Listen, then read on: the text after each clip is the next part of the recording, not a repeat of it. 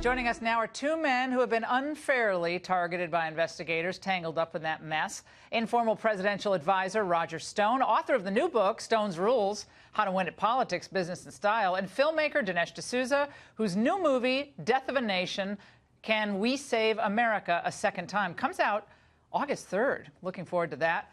Both of you, it's great to have you both on tonight. So, Dinesh, let's start with you. Whether it's the New York State Attorney General's office going after the Trump Foundation that gave away $19 million with no overhead, no administrative costs, which a lot of wealthy people do. They set up their own private foundations and then donate the money from there. Whether that or the what we find out about the bias of Peter Strzok and the merry band of prosecutors at the IG's, from the IG's report, what's your takeaway tonight? What should the American people be thinking?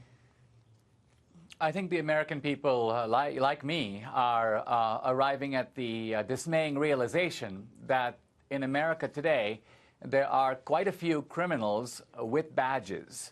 Now, growing up as I did in India, we had a lot of corruption, and we knew that there were criminals on the street and there were criminals with badges. But and the criminals with badges are more dangerous because they don't just violate the law, they corrupt the law. They exploit the neutrality that you expect of them. They pervert the democratic process, as Peter Strzok tried to do, by essentially rigging. I mean, think about this. This is unprecedented. The FBI attempting to, in a sense, shape the outcome of a democratic election. So these are terrible things happening now in America. And I think the American people realize that something needs to be done about them. And it's not enough to know about them. Some action needs to be taken. But it's like you're operating in an alternative universe if you watch any of the other networks tonight. It's no big deal. Let's move on to Stormy Daniels. Roger, I have to read part of this report. A lot of stuff not being covered at all, again, by other media outlets.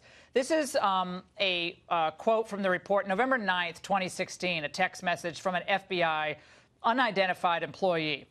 This is day after the election. All the people who were initially voting for her, Mrs. Clinton, would not and were not swayed by the decision the FBI put out. In other words, I think the late Weiner emails. Trump's supporters were all poor to middle class, uneducated, lazy POS that think he will magically grant them jobs for doing nothing. They probably didn't watch the debates, aren't fully educated on his policies, and are stupidly wrapped up in his unmerited enthusiasm.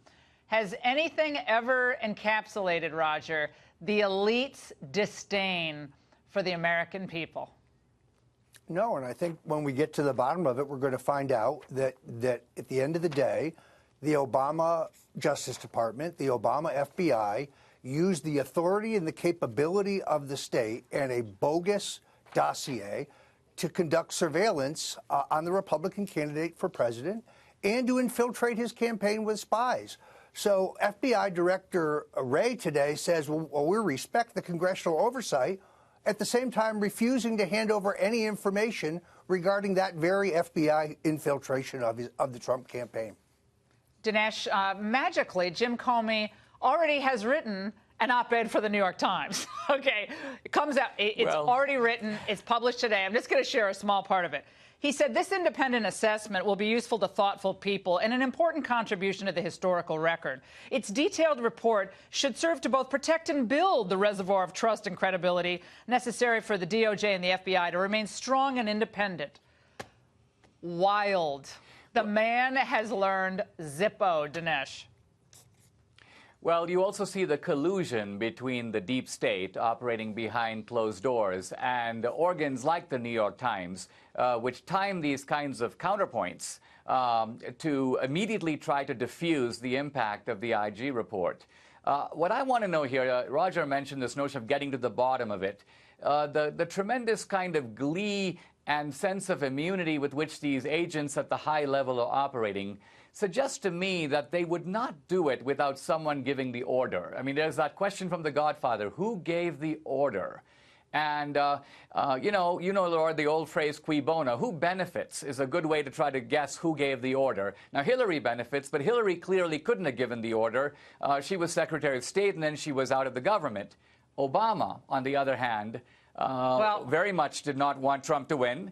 He knew that Trump would try to erase his legacy. It'd be very embarrassing for him to be succeeded by Trump. I wonder if Obama is the one who gave the order. Well, Roger, we have some emails to that effect. Final thoughts. We already found out that the president lied when he said he found out about Hillary's, private email server when everybody else did. Now we find out he's one of the 13 people she communicated with on the private server with using that private email account. So he lied about that. When you add to the fact that Peter Strzok says in one of his text messages the president wants to know everything, the question's very clear. What did the president know, and when did he know it? He needs to answer that question. I think he needs to answer it under oath to the Congress. Well, he's going to be going out on the campaign trails. Apparently, he's the only person who can win elections for the Democrats. So he's going to be fanning out this election season. Thank you both. Phenomenal analysis, as always, from both of you.